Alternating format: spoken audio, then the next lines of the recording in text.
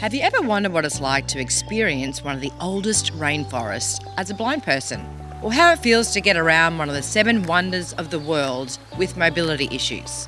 You're listening to Access That, a podcast that explores what it's really like to travel as a person with a disability, like me. I'm Carney Liddell. And I'm Oliver Hunter. Each episode, we send a travel lover on an adventure around Queensland and then we get them in the studio to have a chat. We ask them what it's like for them to navigate the world, hearing the highs, the lows, and the lowdown from people who have been there. Access That. This podcast is presented by Queensland. Before we get going, we'd like to acknowledge the traditional owners of the land on which we are recording and the country we love to travel. We pay our respects to their elders past, present, and emerging. And I would especially like to pay my respects to the First Nations people living with a disability. Well, hi Carney, we're back. Hi Ollie, and welcome to everyone. Yes, today's guest is slightly different, isn't she, Carney? Well, I think all our guests are different, Yeah. but this chat's a bit different today. This chat is different. But the reason why it's different is because we've got cameras, and that's why I put the makeup on and brushed my hair. You probably should have done the same thing. Thanks for that. No worries. And the reason we are doing that is because our guest today is the very lovely Sophie Lee, who happens to be deaf. Yes, there's going to be 2 parts to this episode. First part, we'll have an Auslan interpreter in, and the Auslan interpreter will help us communicate with Sophie, and then Sophie will be able to communicate back to us. And then we're going to switch for the second half of the episode, because Sophie will put in her cochlear implants. I hope I said that correctly. And then she'll be able to show us how she communicates with her implants in. It'll be 2 very different conversations. Our guest today, Sophie, she's the CEO of Sign How, Australia's first community sign dictionary. We were pumped to chat to her about that, of course, and how deafness changes the way she travels. Check out this episode with Sophie.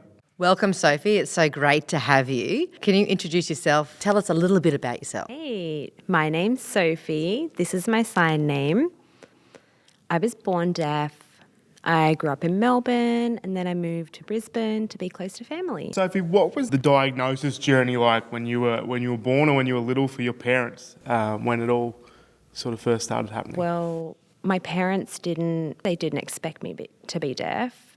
Both of my parents were ballet dancers. They loved dancing. My father's Chinese. They loved meeting people, and my mum's Australian, so I have a huge family, and there was, a lot of talking. And when I was born, they were upset and really heartbroken when they found out that I was deaf, and, just trying to work out what was best for me. And they decided going to try and give me hearing aids and teach me to talk, and kind of went down that route. They wanted me to communicate, of course. I did. I achieved that, actually. Right now, you don't have your cochlear implants because I'm looking at them right there. Yes, that's right. And I've actually never seen them before. I thought I'd seen everything to do with disability, so this is kind of cool for me. So right now we're doing Auslan.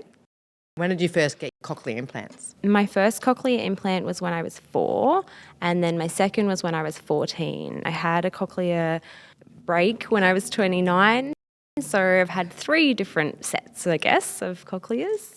Cochlear break, a breakup? I tried to see if I would like to have a bit of a break because I wore my cochlear every day and I didn't really have an opportunity to be deaf and take those cochlears off.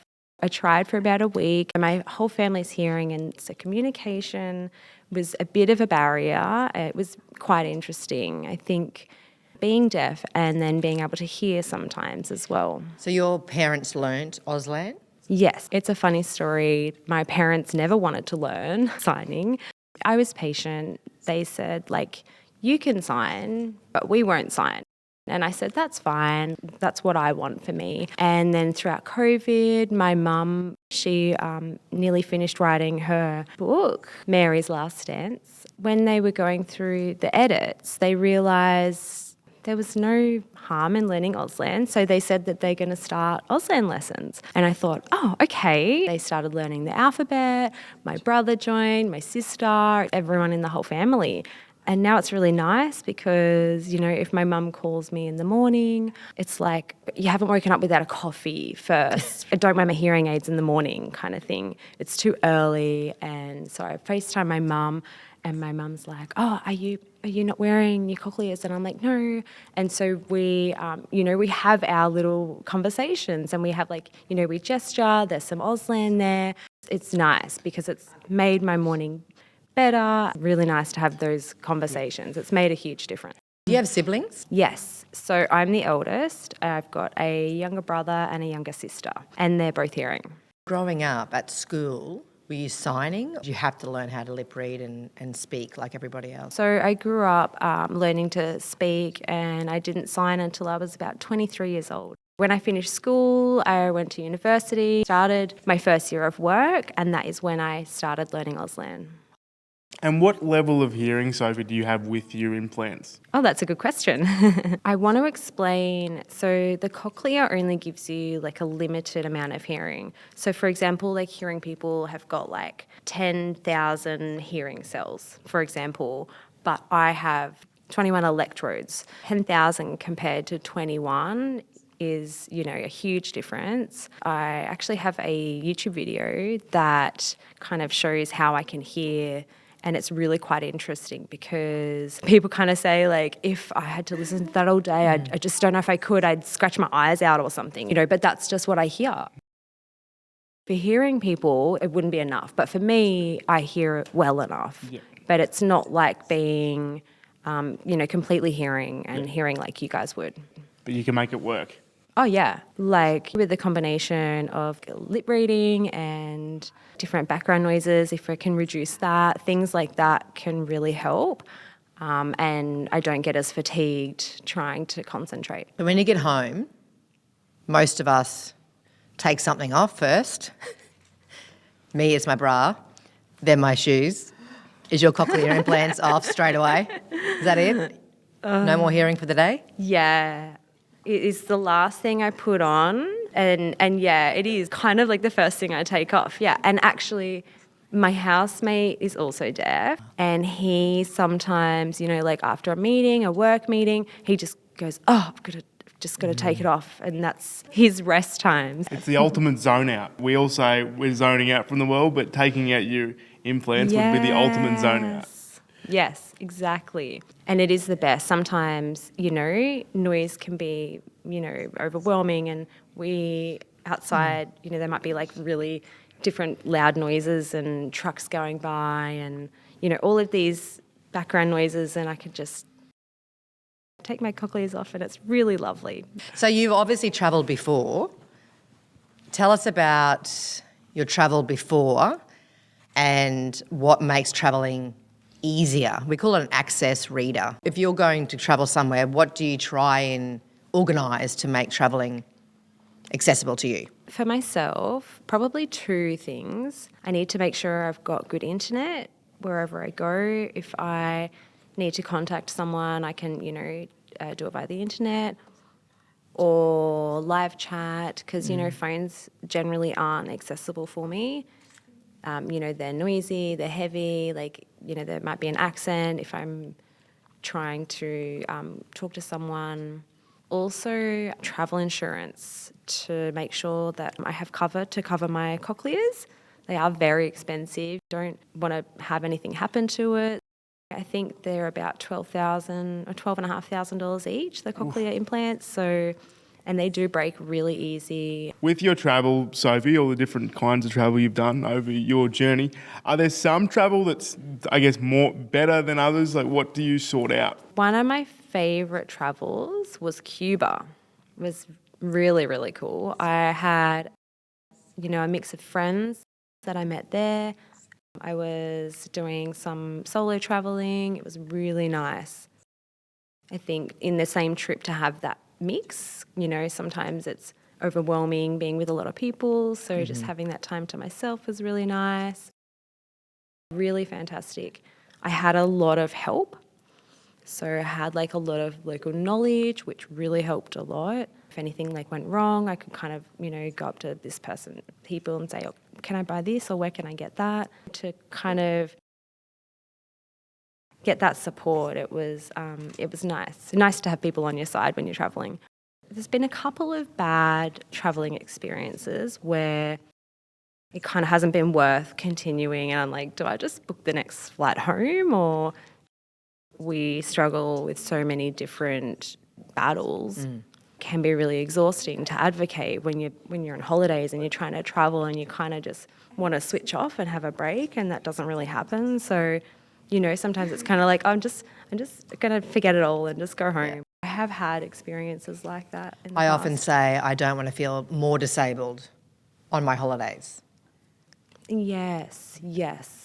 I think we both can definitely relate to that, Carney, that exhaustion level on a holiday. I've had times where I just want to go home. I want to give up and go home. But luckily, had the times that's happened overseas, I've had friends in the country, and I've rang them and gone like on the other end of the phone, going, help me. And that support is a lifesaver. Otherwise, it would be, I need to be home now. And it's frightening, and it makes you sad because you just want to travel like everyone else. Yeah. I find when, I travel with other deaf people, it's easier because, we're together, we're more, powerful in numbers, I guess. We have like, hey, like, well, what about us? Where's like the accessible, where's the captions? And there's, a group of us. But if it's one person, you kind of feel like it's a lot of pressure to advocate for yourself. I found the deaf community, I'm a Paralympian, so we don't have, obviously, athletes that are deaf compete at the Paralympics. And then when I was introduced to the deaf community, you're very connected. And I see that you're CEO of Sign How, so I'm guessing you're really connected now back with the deaf community. Yeah.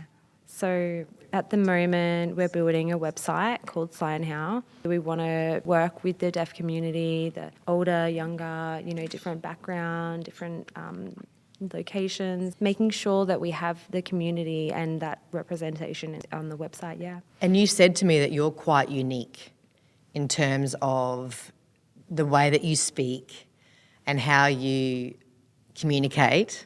You don't want to be the benchmark. Can you explain that to me? So for the next part, I'm going to speak, and you might be like, wow, there's no like deaf accent.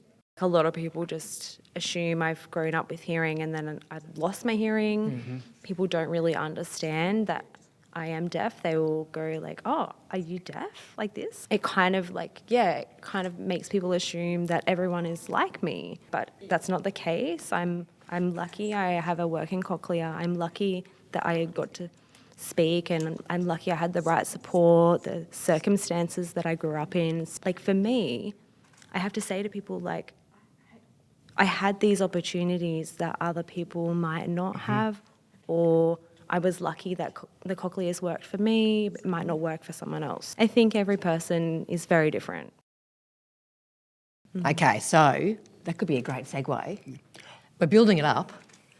Are you ready to put your cochlears back in? Sophie's just put in her cochlear implants, and she's going to tell us about her Queensland travels. And now we're going to do the podcast as the second part, and we mentioned off the top as well, so it'll be a very interesting conversation. The magic of editing has occurred. To you guys listening, we never left, but for us here, we had some rejigging and some movement. And Sophie, you've now got your cochlear implants in. What's changed for you now? Well, now I can hear and speak, and I've also got an interpreter interpreting for me as well. So you just come back from the Gold Coast, but you're actually a Queenslander. I am a Queenslander. How was your trip?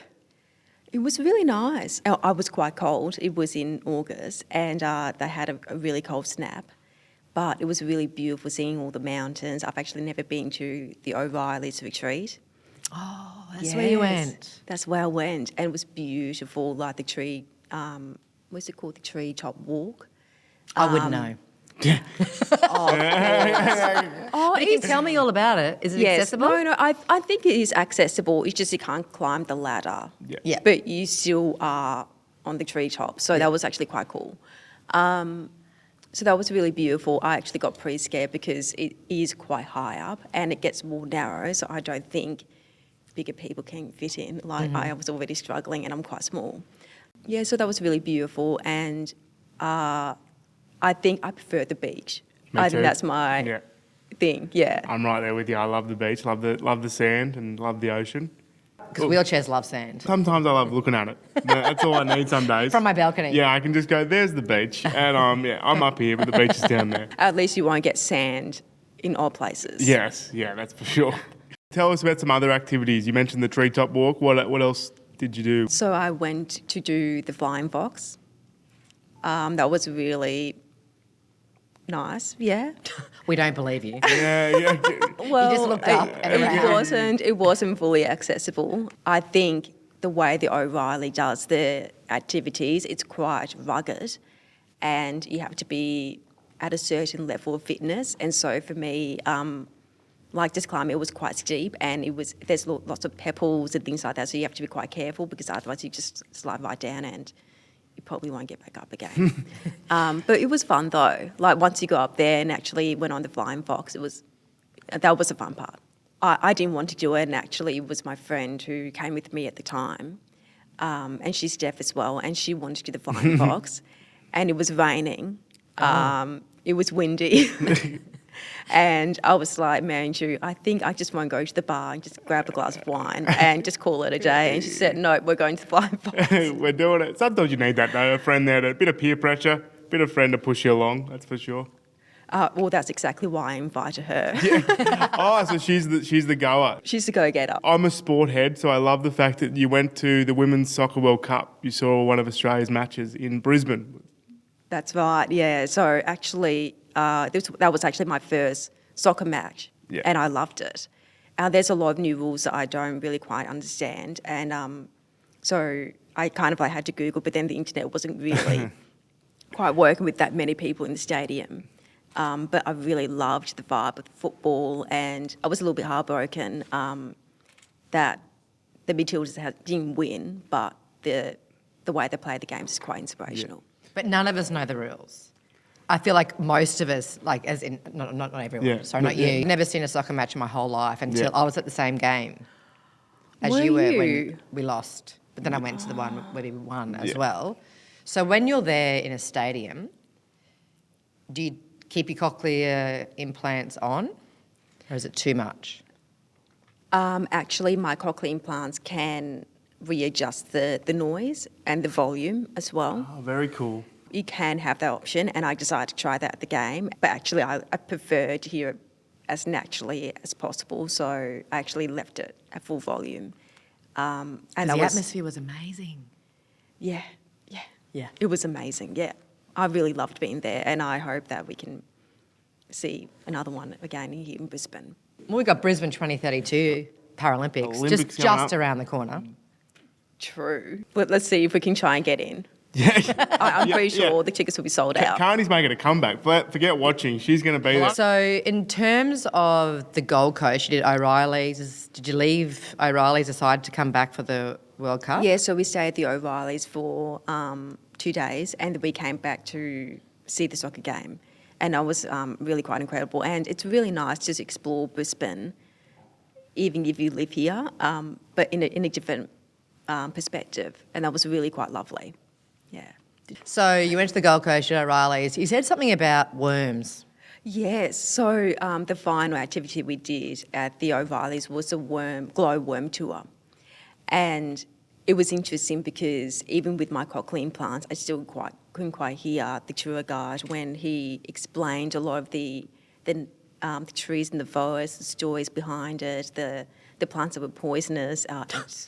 I just didn't know what to do. I'm glad you're alive. Yeah. Yes, thank you. Thank you. I'm glad as well. And then when we got to the actual place where the glowworms lived, he explained over while we're sitting in the dark, can't lip read, can't hear, and all you can see is just little green lights, on the wall, and you're staring at it for the next half hour. With two deaf people. I was thinking about it because I was like, how would it work with an Auslan interpreter?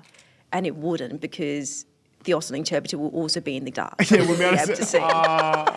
And then I thought about captioning. So when the person was speaking, and then perhaps it could be transcribed into text, but then there was no internet, so that wouldn't work either. You're in a cave, right? Yeah. I mean, the only one thing I could think of that could have worked, and then we could have understood what we were looking at, is maybe they had a handout beforehand or a video of some sort that we could watch. So by the time we get to the glowworm tour, we can kind of like piece the information together by ourselves. I've just got a question about, so we've had 2 other guests throughout the series that are vision impaired and blind. So they've talked a lot about their sensory, how they engage with their other senses to go on holidays or any activity. So how do you engage with your other senses, and what sort of sensory things do you do, whether travel or in your day-to-day life? Like, what do you really sort of focus on, and how do you do that?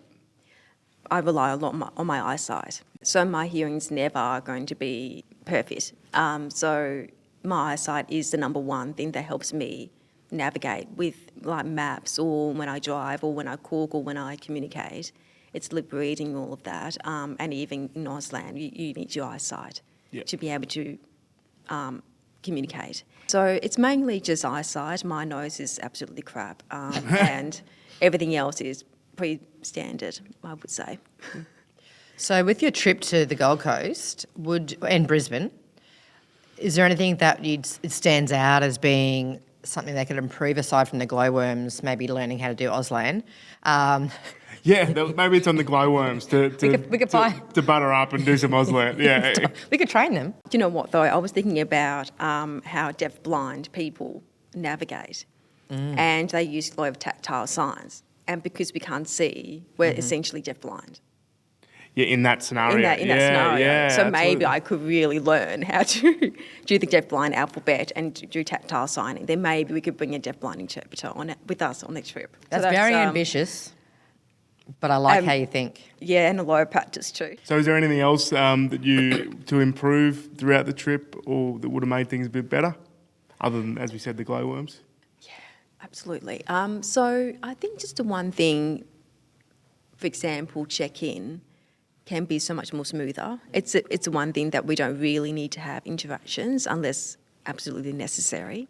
So we had to check in, but it took a really long time, and a lot of people behind us kept talking over us. And that was quite rude because we were still conversing. So if I was hearing and talking, they wouldn't necessarily talk over me. But because we're deaf and we're writing things down, they feel like they can talk over. Yes. Yes, Yeah. and then all of a sudden we're pushed aside, and then the receptionist or whoever's at the desk is then working with that person accidentally, even though that wasn't the case in the first place. Because people often talk to our support workers or our friends if we're with an able-bodied person, and I know it's very tempting to look at the interpreter, so you feel people do that a lot? Oh, absolutely. And I think it's just a lack of awareness. And often we actually just have to be more proactive, to be like, actually, this is my interpreter, she's actually here for me. So you actually need to talk to me. I'm the person that you're conversing with, not the interpreter. So you said your parents were both ballerinas and your mum's released a book just recently. Yes. So do you listen to music? Does it interest you at all? So I listen to music. I love all the pops and all of that, but I don't actively listen to music unless I feel like it. Yeah, I prefer the quiet more than the noise. Me too. Yeah. Sophie, I know when I'm in a foreign country, there can be a language barrier, right? I like to say, I laugh and I say I'm flat out talking English as it is, let alone another language. But if I'm in a foreign country or have to translate another language, I just whip out Google Translate, and then that feeds it back to me, the audio. So how do you go, and how does communication work for you in a foreign country? Because as far as I know, Auslan is specific to Australia, hence there's the Oz in it. So how do you go in foreign countries? Really great question. So if it's with no one who's deaf, and I'm travelling by myself, and I don't know anyone, then I would also use Google Translate as well for a lot of things. If I don't have my cochlear implants on, if I am learning the language. So for example, I went to China and I lived there for a year. I tried to speak Chinese as much as possible, try and speak in their language, and they often are a lot more welcoming, and they're happy to help you even though there's a huge language barrier. If you're attempting to speak their language. Is that what you mean? Yeah. So they see the effort that you're putting in, and they're more receptive of helping you what you're trying to do at that point. Yeah. So when I travel, often my friends have to translate what I'm saying because I'm so Australian. So when I go to Ireland and Scotland, I can't understand them and they can't understand me because I am quite Australian. The Ochre accent. The Ochre accent. Yeah. And I think I get worse when I go overseas. It tends to relax, or maybe I'm just a really proud Australian. But do you prefer to travel with people, interpreters, friends, partners? I think it depends who I travel with. I find that as I get older, I get more particular. And, Don't we all? And I think circumstances change as you, like for example, I now live with housemates and now I just want to travel by myself. Yeah. But perhaps if I live back at home, maybe I might want to travel with friends. Or if I live by myself, then maybe I want to travel with a whole bunch of new people. So I think it really depends on the circumstance. I don't really have a preference, if that makes sense. I read somewhere, and I think I said this before, but I read somewhere that now like 80% of the world watch their social media, their videos, and I'm trying to sound really cool, YouTube and TikTok with live captions. And I'm one of them because I can't stand noise. So in my house, no phones on. Even if you're a visitor, no phones on, can't stand it, which is why nobody can get in contact with me. But I watch everything with live captioning. Can you watch everything now with captioning, or is it only some things? It's still only some things. So a lot of like TV and entertainment streaming services are really good because they're American and they're under a really strong American Disability Act. Mm-hmm. Yes, where, we love that act. Right, I love it as well, but I'm just so sad it's only confined to America, it's not the rest of the world.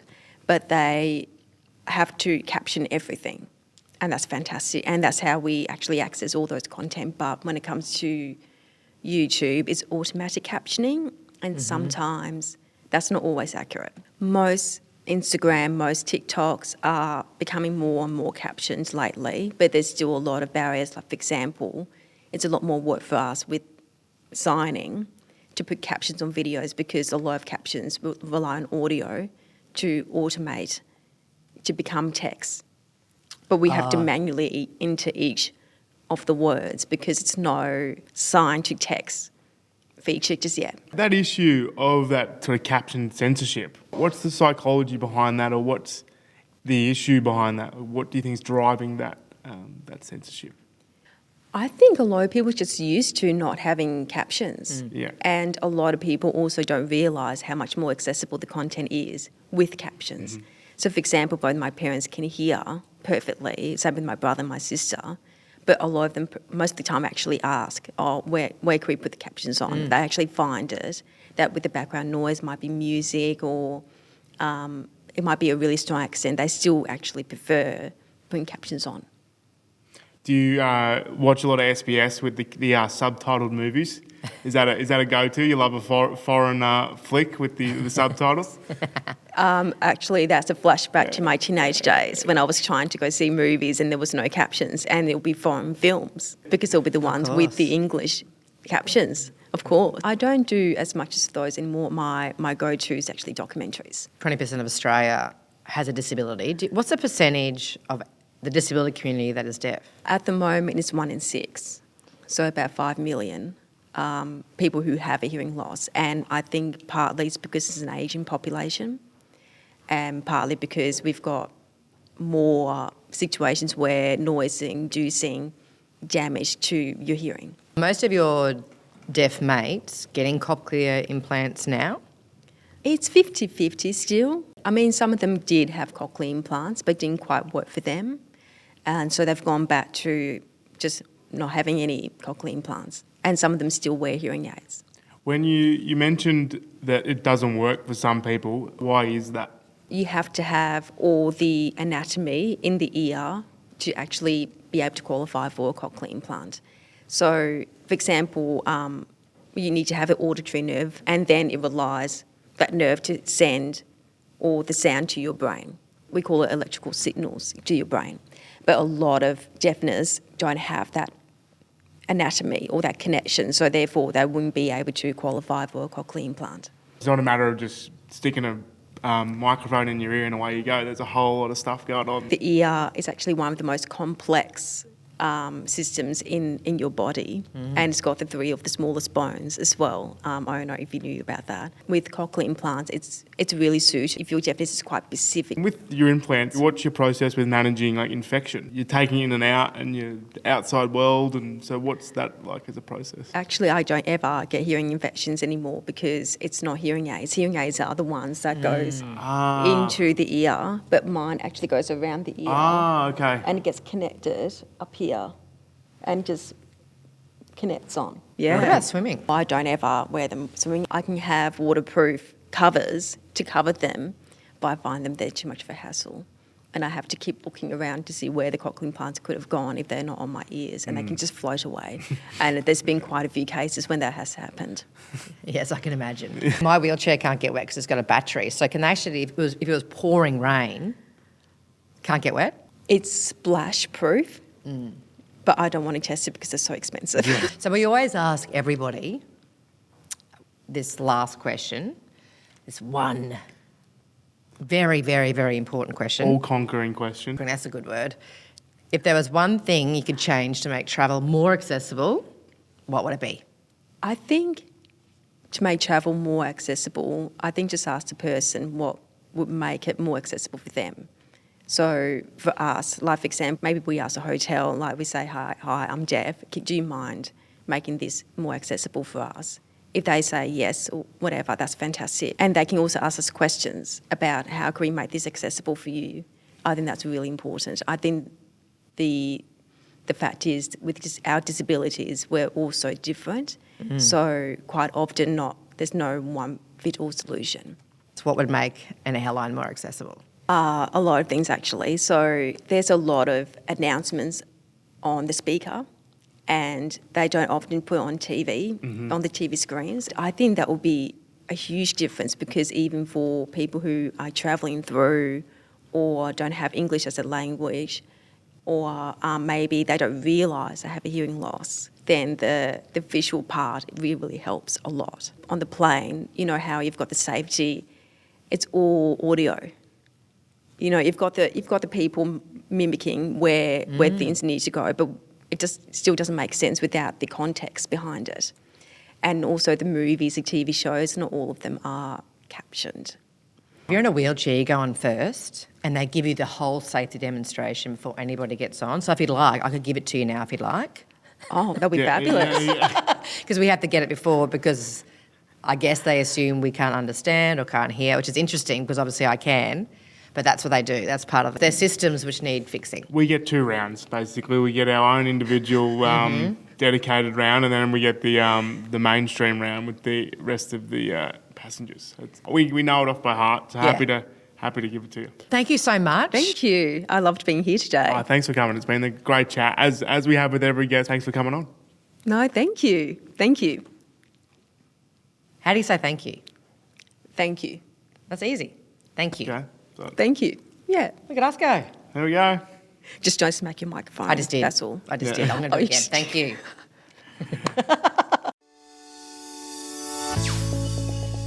Thank you for listening to Access That, presented by Queensland. We'll be back again soon with more from the people who have been there and accessed that. In the meantime, head over to queensland.com for more on accessible travel.